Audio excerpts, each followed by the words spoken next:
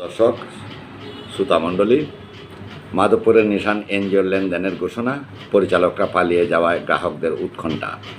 মাধবপুরে আলোচিত এনজিও প্রতিষ্ঠান নিশান আগামী 5 এপ্রিল থেকে 20 এপ্রিল পর্যন্ত আমানতকারীদের সঙ্গে লেনদেন শুরুর ঘোষণা দিয়েছে।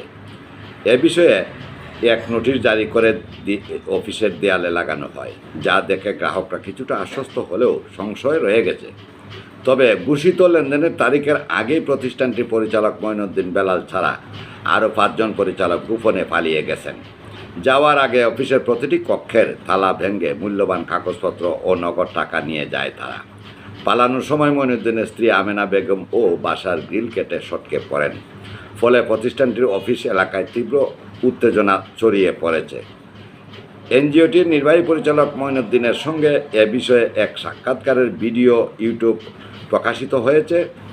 তবে তার বক্তব্যে অনেকেই সন্দেহ প্রকাশ করেছেন। স্থানীয় চেয়ারম্যান পারভেজ হোসেন চৌধুরীর সঙ্গে যোগাযোগের চেষ্টা করেও তাকে পাওয়া যায়নি।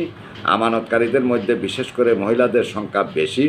তাদের মধ্যে 16 জন নিশান কার্যালয়ে গিয়ে নোটিশটি দেখেছেন এবং অনেকেই আশাবাদী হয়েছেন যে এবার হয়তো টাকা ফেরত পাওয়া যাবে। তবে অন্য একদল গ্রাহক মনে করছেন এটি নিশান কর্তৃপক্ষের আরেকটি প্রতারণার কৌশলও হতে পারে। এদিকে মঈনুদ্দিন নিজেকে অসুস্থ দেখিয়ে কোনো অপ্রীতিকর ঘটনা ঘটানোর চেষ্টা করছেন বলে অভিযোগ উঠেছে। বিষয়টি নিয়ে প্রশাসন ও আইনশৃঙ্খলা বাহিনী কী পদক্ষেপ নেবে সেটি এখন দেখার বিষয়। প্রিয় দর্শক, আপনি যদি এই চ্যানেলে নতুন হয়ে থাকেন অবশ্যই চ্যানেলটি সাবস্ক্রাইব করুন, আমাদের সঙ্গে থাকুন।